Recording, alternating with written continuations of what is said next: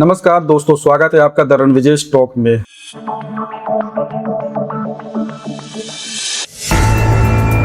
The war just hit the cloud. In Bahrain, an Amazon data hub goes dark after strikes. Amazon's cloud unit, AWS, has confirmed damage to its data centers in the UAE and Bahrain. Its cloud center in the UAE was down after Iranian drones hit the UAE data center. दोस्तों, US जो है Iran के साथ ना तो ठीक तरीके से युद्ध कर पा रहा है और ना ही इस वॉर में वो बैक ऑफ कर पा रहा है, क्योंकि यहाँ पर यूएस की दोनों तरफ से जो है लॉस है। अगर आप देखेंगे, अगर यूएस यहाँ पर ईरान के साथ फुल फ्लेज वॉर करता है तो अभी तो बिना वॉर किए भी बहुत ज्यादा वो 2 से 3 बिलियन डॉलर डेली खर्च कर रहा है, और फुल फ्लेज वॉर करेगा तो उसका बहुत भारी भरकम नुकसान होगा, उसकी इकोनॉमी पर काफी ज्यादा असर पड़ेगा। और ईरान इसी का फायदा उठा करके अमेरिका को दिन पर दिन चुनौती देता जा रहा है और अमेरिका को बहुत भारी भरकम लॉस कर रहा है। अगर मैं अभी आप बात करूंगा ईरान की नई धमकियों के बारे में, तो उसने अभी रिसेंटली उसको प्रूफ करके भी दिखा दिया है अमेजॉन के AWS डेटा सेंटर्स को उड़ा करके, जो कि यूएई में अवेलेबल था। यहाँ पर अगर आप देखेंगे तो ईरान ने अभी रिसेंटली जो है बहुत बड़ी धमकी दी है अमेरिका को कि उसके जितने भी टेक जायंट्स हैं, जितने भी टेक कंपनी हैं अमेरिका में, एप्पल, गूगल, मेटा, प्लांटीर, एनवीडिया, ये सारी कंपनीज का जो डेटा सेंटर है ईरान उसको उड़ा देगा। और इसको लेकर के वो काफी बड़ा एक्सप्लेनेशन देता है कि इनके डेटा सेंटर्स का प्रॉपर यूज करके ईरान के सोल्जर्स को मारने के लिए अमेरिकन जो है यूज कर रहे हैं। तो इस वजह से वो इनके डेटा सेंटर्स को वॉर में इंक्लूड करते हुए मानता है कि ये हमारे एनिमीज हैं। तो यहाँ पर अगर आप देखेंगे तो ईरान जो है प्रॉपर इस तरीके से वॉर कर रहा है कि अमेरिका को जो है भारी भरकम लॉस हो रहा है, चाहे वो उसकी टेक कंपनीज को लेकर के हो, चाहे उसके मिलिट्री ऑपरेशंस को लेकर के हो, या फिर फाइनेंशियली भी अगर आप देखेंगे तो उसमें भी काफी लॉस हो रहा है, क्योंकि स्ट्रेट ऑफ हॉर्मुज को उसने बंद कर दिया है। कल्पना कीजिए कि आप सभी लोग एक दिन सुबह सो करके उठें और आपको ये लगे कि आज आपका गूगल बंद हो गया है, अमेजॉन पर आप कोई सामान ऑर्डर नहीं कर पा रहे हैं और आपके सारे बैंकिंग एप्लीकेशंस ठप हो गए हैं। देखिए दोस्तों, ये कोई सपना नहीं है आपके लिए, ये हकीकत में भी हो सकता है, क्योंकि ईरान जिस तरीके से रिसेंट धमकियां देता जा रहा है कि स्ट्रेट ऑफ हॉर्मुज के नीचे जो भी पाइपलाइंस गई हुई है इंटरनेट की, वो उसको भी काटने की धमकी दे रहा है, और इसके साथ साथ वो टेक जायंट्स के डेटा सेंटर्स को उड़ाने की धमकियां दे रहा है। और दोनों ही चीजें जो है आपके सारे एप्लीकेशंस से जुड़ी हुई हैं। अगर ये दोनों ही एक्टिविटी ईरान कर देता है तो डेफिनेटली आपका ये सपना हकीकत में बदल सकता है कि आपके सारे एप्लीकेशंस काम करना बंद हो जाएंगे, इंटरनेट प्रॉपर बंद हो जाएगा, सारे डेटा उड़ जाएंगे। और ये प्रॉब्लम अभी आपको यूएई और बहरीन के AWS डेटा सेंटर्स में देखने को मिल रहा है। लेकिन उसने उसको क्यों उड़ाया, उसमें उसको क्यों नुकसान पहुंचाया, इसकी डिटेल्ड डिस्कशन इस वीडियो में हम लोग करेंगे।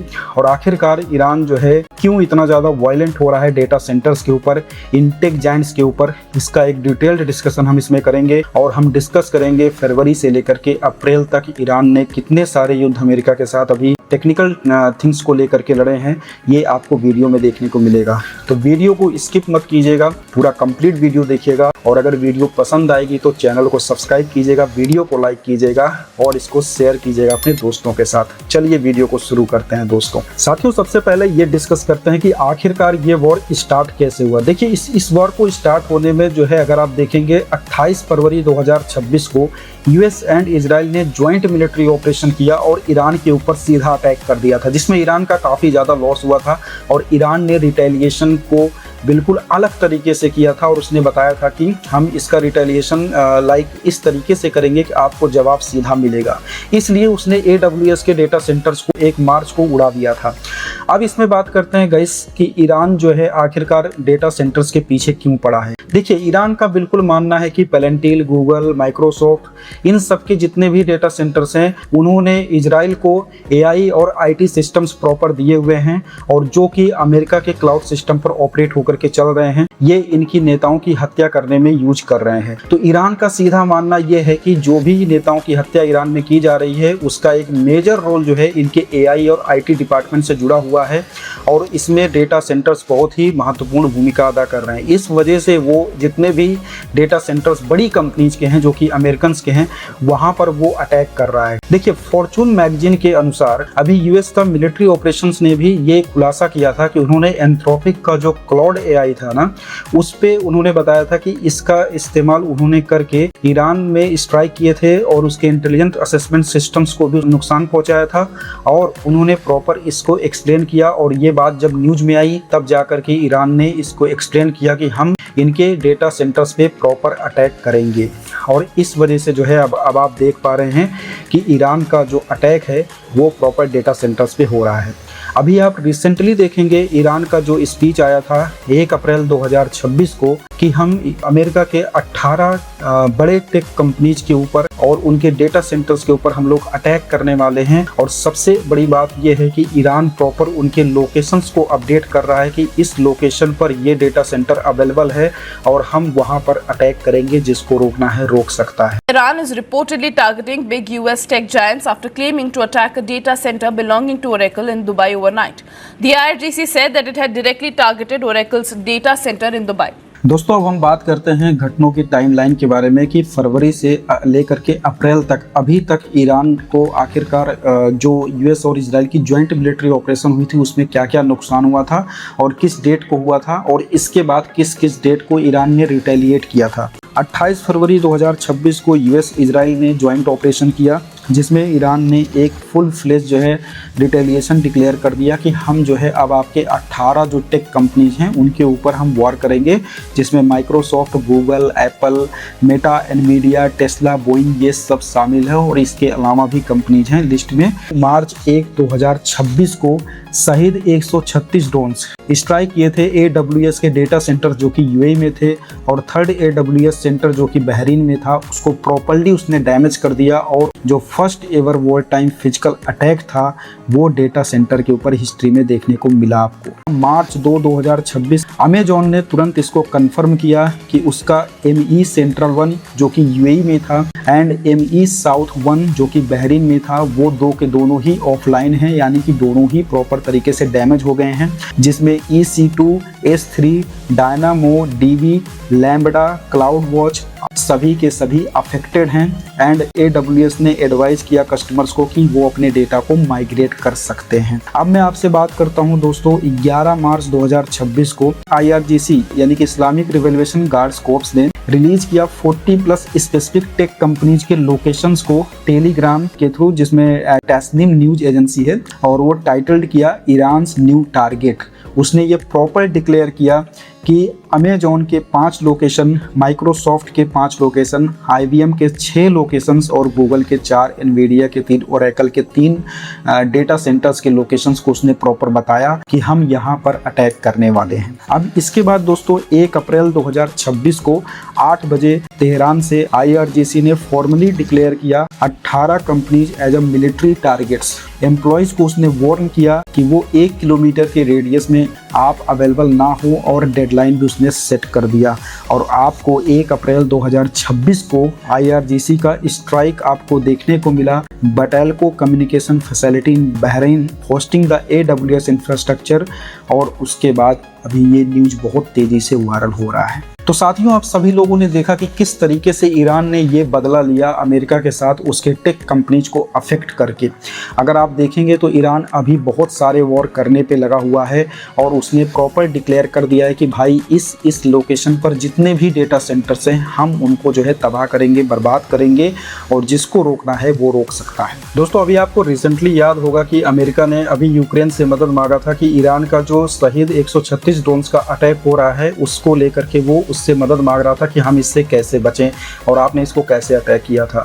तो अभी मैं आपको बताता हूं कि 1 मार्च 2026 को जब ईरान ने रिटेलिएट किया था AWS के डेटा सेंटर्स जो कि बहरीन और यूएई में थे, तो उसने वही शहीद 136 ड्रोन्स का यूज़ किया था और वो जाकर के उसके डेटा सेंटर्स पे फट गए थे और इसकी वजह से AWS का डेटा सेंटर बर्बाद हो गया था, ख़राब हो गया था। ठीक है, इसमें AWS का जो डेटा सेंटर था मैं बात करूंगा ME सेंट्रल 1 जो कि यूएई में था और ME साउथ वन जो कि बहरीन में था, दोनों के दोनों ही ऑफलाइन हो गए और बिल्डिंग्स में जो है स्ट्रक्चरल आग लग गई और इसके साथ साथ जो पावर कट था और फायर फाइटर्स के पानी की वजह से वाटर डैमेज भी बहुत ज़्यादा देखने को मिला वहाँ पर। इसके बाद दोस्तों इस अटैक का इतना बुरा असर हुआ कि बैंकिंग ऐप्स जो है प्रॉपर क्रैश हो गए, पेमेंट्स फेल हो गए, डिलीवरी ऐप्स जो है डाउन हो गए और पूरे गल्फ रीजन में अमेजॉन के एंटरप्राइज क्लाउड कस्टमर जो हॉस्पिटल्स, बैंक्स, गवर्नमेंट एजेंसीज चलाते हैं सब हाथ मलते रह गए। AWS ने मार्च के पूरे UAE region charges waive off कर दिए। ये बहुत बड़ा लॉस था अमेजॉन का, क्योंकि उसे बिलियंस डॉलर्स वेव ऑफ करके अपोलोजाइज भी करना पड़ा कि आप सभी लोग अपने डेटा को माइग्रेट कर लीजिए, अभी अमेजॉन पे इस तरीके का वॉर असर हुआ है। ठीक है, तो ये बहुत ही बड़ा लॉस था अमेजॉन का जो रिसेंटली उसे 1 अप्रैल को देखने को मिला था। देखिए दोस्तों, इस बात को ईरान भी जानता है कि डेटा सेंटर्स इतने बड़े होते हैं, इतने फ्रेजाइल होते हैं, इतने नाजुक होते हैं कि उनके आसपास कोई एयर डिफेंस सिस्टम काम नहीं करता, उनके पास कोई भी एयर डिफेंस सिस्टम अवेलेबल नहीं होता है। ठीक है, और इसी का फायदा उठा करके उसने अपने शहीद 136 ड्रोन्स को यूज किया और वहां पर जा करके उसने बर्बादी का नया मंजर बना दिया। ठीक है, तो अगर आप सभी लोग देखेंगे तो ईरान एक बहुत ही स्ट्रेटजिक लड़ाई कर रहा है और वो उसी पॉइंट को खत्म कर रहा है जहां से वॉर स्टार्ट हो रही है। देखिए, अमेरिकन लोग जो है डेफिनेटली गाइस वॉर को बहुत अलग अलग तरीके से लड़ते हैं और उसमें टेक्निकली चीजें बहुत ज्यादा इन्वॉल्व होती हैं और ईरान इस बात को जानता है और ईरान पिछले 20 साल से इसी चीज की तैयारी कर रहा था कि अगर मैं कभी भी लड़ाई में इन्वॉल्व हुआ, अगर अमेरिका हमारे साथ सीधा सीधा वॉर में आया तो मैं उसके टेक्निकल डिपार्टमेंट्स को जरूर टारगेट करूंगा और आज वही अमेरिका को देखने को मिल रहा है, यानी कि देश के जितने भी टेक जायंट्स थे उनके डेटा सेंटर्स को ईरान उड़ाता जा रहा है। दोस्तों, अब मैं बात करता हूं पर्टिकुलर टारगेट लोकेशंस के बारे में जो कि ईरान ने जब जैसे ही डिक्लेयर किया तो उसने पूरी ही टेक कंपनीज को हिला करके रख दिया।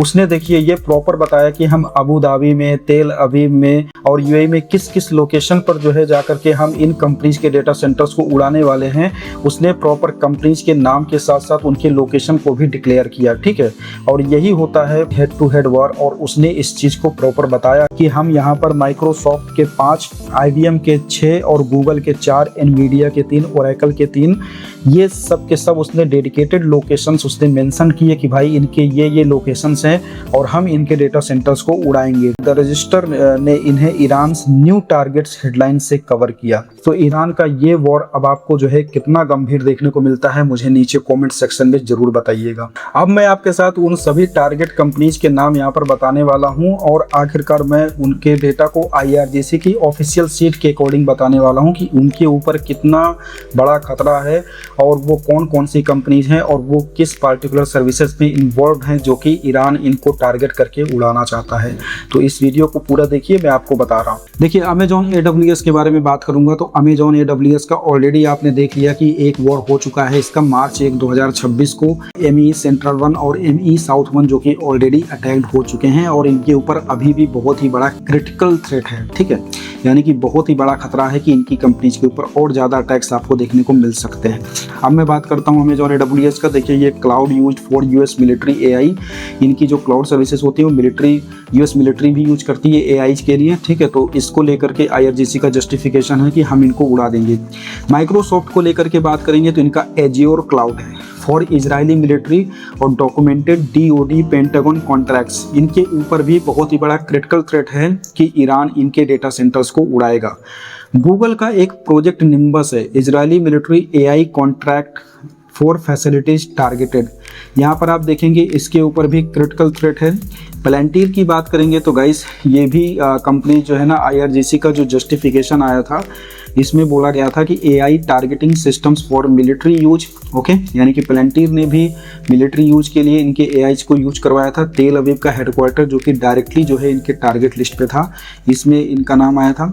Nvidia AI chips power military AI systems engineering centres इन तेल अवीव नेम्ड, उसने देखिए जस्टिफिकेशन दिया है कि AI चिप्स जो कि AI सिस्टम्स इसमें यूज किया जा रहा है तेल अवीव में, इसका नाम आया था तो इस वजह से इसको भी टारगेट किया जाएगा। IBM 6 स्पेसिफिक लोकेशंस टारगेट हैं IBM के। ठीक है, और intelligence cloud services for defence, इसमें जो है इसका लाइक जस्टिफिकेशन है IRGC का और इसके लिए इसमें देखा जाए तो IBM के ऊपर हाई थ्रेट है। ठीक है, इसको क्रिटिकल तो नहीं बोल सकते लेकिन हाई है, बहुत ज़्यादा है कि ईरान इनको जल्दी ही उड़ा सकता है। ठीक है, ओरेकल की बात करेंगे तो देखिए इनका क्लाउड इंफ्रास्ट्रक्चर है और मिडल ईस्ट में डेटा सेंटर्स इनके भी लिस्टेड हैं, तो इस वजह से भी इनको भी उड़ा सकता है और इसके ऊपर भी हाई थ्रेट लेवल है। मेटा के बारे में बात करेंगे तो गाइस इनके AI टूल्स और 2 Africa under sea cable project जो है इसमें है, तो ये भी डिसरप्टेड हुए हैं बाय द कॉन्फ्लिक्ट, तो इसके ऊपर भी हाई थ्रेट है। एप्पल के ऊपर हाई थ्रेट है, सिस्को, HP, इंटेल, डेल इनके ऊपर लाइक मीडियम थ्रेट लेवल देखने को मिल रहा है क्योंकि इनका हार्डवेयर एंड नेटवर्किंग बैकबोन है तो डिफेंस सेक्टर के लिए, तो इस वजह से अभी के लिए इसमें बहुत ज़्यादा वॉर नहीं आ सकता है क्योंकि IRGC ने उनको कंफर्म किया है जो कि डेटा सेंटर्स से जुड़े हुए हैं, AI और IT सिस्टम्स से जुड़े हुए हैं जो कि इजराइल को सपोर्ट कर रहे हैं और उसको ईरान के सोल्जर्स को मारने के लिए यूज किया जा रहा है, ठीक है। तो उसके ऊपर ये जल्दी अटैक करेंगे। और टेस्ला और GE, बोइंग देखिए ये सब के डिफेंस प्लस मैन्युफैक्चरिंग में इनका ज़्यादा यूज है, तो इसके ऊपर भी मीडियम थ्रेट है, ठीक है।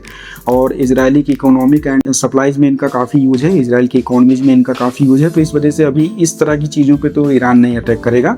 मैंने आपको बता दिया कि ज़्यादातर जो डेटा सेंटर्स और इन सब चीज़ों से जुड़ी हुई कंपनीज हैं उनके ऊपर वार होगा, ठीक है। JP मॉर्गन के ऊपर हो सकता है, ठीक है। G42 UAE जो कि US का जो है कंपनी नहीं है, फिर भी ये अबू धाबी का एक पहला AI फर्म है, लेकिन US के साथ पार्टनरशिप है, इसकी वजह से इस पे भी हाई चांसेस हैं कि ईरान अटैक कर सकता है। स्पायर सॉल्यूशंस दुबई जो कि इसके ऊपर भी चांसेस हैं भाई, UAE का साइबर सिक्योरिटी फर्म है और इसके ऊपर भी हाई चांसेस हैं कि ईरान अटैक कर सकता है। अब मैं आपके साथ बात करूंगा ईरान के कुछ फ्यूचर प्लान्स के बारे में। देखिए ईरान का जो फ्यूचर प्लान है गाइस वो काफ़ी ज़्यादा डिवास्टिंग है। अगर आप इसमें देखेंगे कि 5 मेजर चीज़ों के बारे में मैं आपसे बात करता हूँ ईरान जो आगे करने वाला है, और ये सिर्फ आपका एक स्पेकुलेशंस नहीं हो सकता है क्योंकि एक्सपर्ट्स और सोर्सेस ने ये कंफर्म किया है कि ये बहुत ही ज़्यादा नुकसानदायक होगा। और ईरान की नई मिलिट्री डॉक्ट्रिन क्लियर है, फिजिकल डेटा सेंटर्स को टारगेट करो क्योंकि मॉडर्न वेयरफेयर AI पे डिपेंडेंट हैं और AI क्लाउड पे डिपेंडेंट हैं और क्लाउड डेटा सेंटर्स पे डिपेंडेंट हैं, ये चेन तो तोड़ना ही पड़ेगा। देखिए सबसे ज़रूरी चीज़ क्या है ना कि जो AI होता है वो क्लाउड पे डिपेंडेंट होता है, ठीक है। अब जो क्लाउड का डेटा होता है ना वो डिपेंडेंट होता है आपके डेटा सेंटर्स पर, ठीक है। अगर आप देखेंगे तो आजकल का वार जो है ना AI से लड़ा जा रहा है और AI क्लाउड पे डिपेंडेंट है और क्लाउड जो है वो डिपेंडेंट है डेटा सेंटर्स पर, और इसीलिए डेटा सेंटर्स को तोड़ करके ईरान जो है ये साबित करना चाहता है कि हम उस चेन को ही तोड़ देंगे जहां से ये वॉर स्टार्ट हो रही है। डॉग मेडोरी ने बताया अगर हॉर्मुज, रेड सी दोनों एक साथ बंद हो जाएं तो I am not aware of that ever happening, ये ग्लोबली डिसरप्टिव इवेंट होगा। देखिए डॉग मॉडरी जो है गाइस वो कि इंटरनेट एनालिस्ट हैं, उन्होंने इस बात को बोला है कि अगर डेफिनेटली स्टेट ऑफ हॉर्मुज और ये रेड सी को काफ़ी लंबे टाइम तक अगर बंद किया गया तो डेफिनेटली बहुत बड़ा डिस्ट्रप्टिव इवेंट आपको पूरे ग्लोबली आपको देखने को मिल सकता है। साथियों ये जो वार अभी आपने देखा कि ईरान ये इस तरीके से वार को कर रहा है, तो इसका मतलब ये है कि ईरान बिल्कुल श्योर है कि अब मैं पूरे के पूरे डेटा सेंटर्स को उड़ा करके इस वॉर के चेन को ही खत्म कर दूंगा। और इस वीडियो में मैं आपके साथ और भी डिस्कस करने वाला हूँ कि आखिरकार ईरान के फ्यूचर प्लान क्या हो सकते हैं और ईरान फ्यूचर में और कितने डेटा सेंटर्स को उड़ाएगा, किन किन कंपनीज के उड़ाएगा और उसका इम्पैक्ट क्या क्या पड़ेगा, ये मैं आपके साथ डिस्कस करता हूँ। देखिए more data centres drone strike आपको देखने को मिल सकते हैं गाइस, जिसमें ईरान के इंफ्रास्ट्रक्चर और वेयरफेयर डॉक्ट्रिन टारगेट्स, जिसमें AWS और माइक्रोसॉफ्ट का azure, GCP, middle east node जो कि ऑलरेडी जो है एग्जीक्यूट हो चुके हैं, लेकिन इस पे दोबारा आपको जो है युद्ध देखने को मिल सकता है और इस पे जो प्रोबेबिलिटी है वॉर की वो बहुत ही ज़्यादा है, वेरी हाई। एंड इम्पैक्ट अगर आप देखेंगे तो आपको देखने को मिलेगा कि जो ग्लोबल क्लाउड आउटेज है और बैंकिंग जो सिस्टम्स हैं पूरी तरह से फेल हो जाएंगे। इसका मतलब आपके बैंक्स के एप्लीकेशंस काम करना बंद कर देंगे और आपका जितना भी इंटरनेट से रिलेटेड वर्क है सबका सब बंद हो सकता है। इसके साथ दोस्तों मैं बात करूंगा फ्यूचर प्रेडिक्शंस में और ईरान के साथ, तो देखिए सबमरीन के केबल अटैक्स हो सकते हैं भाई साहब। ईरान ने कई बार जो है इसकी धमकी दे दी है कि वो जो भी केबल्स इंटरनेट के हैं उसको काट देगा और पूरी दुनिया का डेटा ही उड़ा देगा और पूरी दुनिया में इंटरनेट ही ठप हो जाएगा। देखिए 17+ अंडर सी केबल्स हैं वाया स्टेट ऑफ हॉर्मुज, और स्टेट ऑफ हॉर्मुज को पूरी तरीके से ईरान अपने कब्जे में लेके रखा हुआ है। And Red Sea AAE1SE AMEWE5/6 Tata TGN Gulf Falcon all at risk. ये सब के सब जो आपको केबल्स दिख रहे हैं सारे के सारे रिस्क पे हैं गाइस, और इसमें जो प्रोबेबिलिटी है ये होने की ये भी बहुत हाई है कि ईरान को अगर कुछ भी नहीं सूझेगा तो वो इसको भी कर सकता है। और देखिए इससे अगर आप देखेंगे तो भारत बहुत तरीके से प्रभावित हो सकता है, क्योंकि इंडिया का जो इंटरनेट है वो स्लो हो जाएगा, और इसको जो है देखिए बहुत रिपेयरिंग भी अगर होगा ना तो भाई काफ़ी टाइम लग जाएगा, ठीक है। तो दैट्स वाई मैं आपको बता सकता हूँ कि ये अटैक होने की संभावनाएं भी बहुत ज़्यादा हैं। इसलिए बहुत ज़रूरी है कि अगर आप सभी लोग अपने कैश को अपने हाथ में रखें, क्योंकि इंटरनेट फेलियर्स की वजह से आप लोग ATM से पैसा भी नहीं निकाल सकते हैं और इसके चांसेस होने के बहुत ज़्यादा हैं, ठीक है। और रिसेंट वॉर को देखते हुए मुझे ऐसा लगता है कि हर एक भारतीय को भी सावधान रहने की ज़रूरत है, क्योंकि भारत में भी इसका असर देखने को मिलेगा। जब इंटरनेट ठप होगा, बैंकिंग सिस्टम ठप होंगे गाइस, तो आप सभी लोग नहीं बचेंगे, आपको भी ये प्रॉब्लम्स देखने को मिल सकता है। तो अपने पास कैश जरूर रखिए। नाउ मैं बात करूंगा साइबर अटैक्स और फाइनेंशियल सिस्टम्स के बारे में। देखिए इसमें क्या है कि SWIFT banking apps, fintech platforms linked to US and Israel state sponsored cyber groups जितने भी एक्टिव हैं सब के सब बंद हो सकते हैं भाई। बहुत बड़ी हाई प्रोबेबिलिटी है कि इनके ऊपर भी वार हो सकती है, और इस वजह से आपको UPI में डिस्ट्रप्शंस देखने को मिल सकते हैं। इंडिया और ग्लोबल पेमेंट फेलियर आपको देखने को मिल सकता है, मतलब ना तो आप कहीं से पेमेंट ले सकते हैं ना भेज सकते हैं, और अपने नेशनल्स में भी यानी कि आप इंडिया में रहते हुए भी UPI ट्रांजैक्शंस और बैंकिंग ट्रांजैक्शंस नहीं कर पाएंगे। आपके पास बहुत बड़ा नुकसान होने वाला है। तो इसके लिए पहले से ही आपको सावधान रहने की ज़रूरत है, क्योंकि अभी के लिए ईरान जिस तरीके से युद्ध कर रहा है इसमें बहुत हाई प्रोबेबिलिटी है कि वो ये एक्टिविटी भी कर सकता है। स्ट्रेट ऑफ हॉर्मोज का जो ब्लॉकेड है वो काफ़ी लंबे टाइम तक हो सकता है, तो ये भी एक बहुत बड़ी प्रॉब्लम है, क्योंकि अगर स्ट्रेट ऑफ हॉर्मोज काफ़ी लंबे टाइम तक बंद रहा तो इससे ग्लोबल एनर्जी प्रॉब्लम्स बहुत ज़्यादा खड़ी हो जाएंगी, और इससे अमेरिका, इजराइल और जितने भी यूरोपियन कंट्रीज हैं ये डेफिनेटली वॉर में इंक्लूड होंगी, और वर्ल्ड वार का जो है पूरा सिनारियो बनता हुआ दिख रहा है। ओके, तो स्ट्रेट ऑफ हॉर्मोज को भी ईरान अगर कुछ नहीं सूझेगा तो उसको भी बंद करने की धमकी दे सकता है काफ़ी लंबे टाइम तक। और मैंने ऑलरेडी आपको बताया कि ईरान ने ऑलरेडी थ्रेटन किया हुआ है कि वो उसको ब्लॉक करेगा, एंड US सऊदीया जो उसका इन्वेस्टमेंट है $2 ट्रिलियन का वो भी प्रॉपर लॉस हो जाएगा। तो इसमें तो सबसे बड़ा लॉस तो भाई गल्फ कंट्रीज में UAE और सऊदी अरब का कह सकते हैं, जो कि वो $2 ट्रिलियन का इन्वेस्टमेंट करने वाले थे अमेरिकन के AI मॉडल्स के ऊपर। ओके, नाउ गाइस मैं आपको बताता हूँ साइमल्टेनियस हार्मोज प्लस रेड सी चोक पॉइंट क्लोजर में देखिए एक्सपर्ट्स बहुत इसका डिस्ट्रप्टिव कह सकते हैं कि उन्होंने बोला है कि भाई ग्लोबली डिस्ट्रप्टिव इवेंट हो सकता है, and I am not aware of that ever happening. और ये कहना है डॉग मैडोरी का, कैंटिक में रहते हैं, ठीक है। तो आप सभी लोग देख सकते हैं कि एक्सपर्ट्स का भी मानना है कि ईरान इस तरह की एक्टिविटीज कर सकता है कि जिससे ग्लोबल डिस्ट्रप्टिव इवेंट हो सकते हैं और पूरी दुनिया में पैनिक आ सकता है। ओके, क्योंकि आपके बैंकिंग सिस्टम्स काम नहीं करेंगे, और आपका जो है कोई भी वर्क जो भी इंटरनेट से चलता है पूरी तरीके से बंद हो जाएगा। इस वजह से इंटरनेट को लेकर के अभी के लिए आप लोग जागरूक हो जाइए। देखिए आज की वीडियो बहुत ही ज़्यादा डिटेल्ड में मैंने आपके साथ डिस्कस किया। अगर आज की वीडियो आपको इन्फॉर्मेटिव लगी तो डेफिनेटली द रणविजय स्टॉक के यूट्यूब चैनल को सब्सक्राइब कीजिए। हम आगे और भी इंपॉर्टेंट इन्फॉर्मेशन के साथ आपके साथ आएंगे, और ये सारे जितने भी मैंने आपके साथ डिस्कशंस किए हुए हैं इनका जितना भी सोर्स है मैं आपको डिस्क्रिप्शन में दे दूंगा। आप जा करके प्रॉपर सोर्सेज को वहाँ पर देख सकते हैं गाइस। और हम इनके सोर्सेज के लिए CNBC, Times magazine, foreign policy, European news, इन सब चीज़ों को कवर करते हुए आपके साथ डिस्कशन किए हुए हैं। अगर आप सभी लोगों को ये इन्फॉर्मेशन काफ़ी इन्फॉर्मेटिव लगी तो इस वीडियो को लाइक जरूर कीजिएगा, इस चैनल को सब्सक्राइब कीजिएगा द रणविजय स्टॉक को, एंड इस वीडियो को शेयर कीजिएगा अपने दोस्तों के साथ। और अगर आपका कोई भी राय है तो आप हमें कमेंट सेक्शन में ज़रूर बताइएगा, हम उसको डेफिनेटली जो है रिप्लाई करते हैं। Thank you so much guys once again for watching the video of Ranvijay stock. Thank you दोस्तों।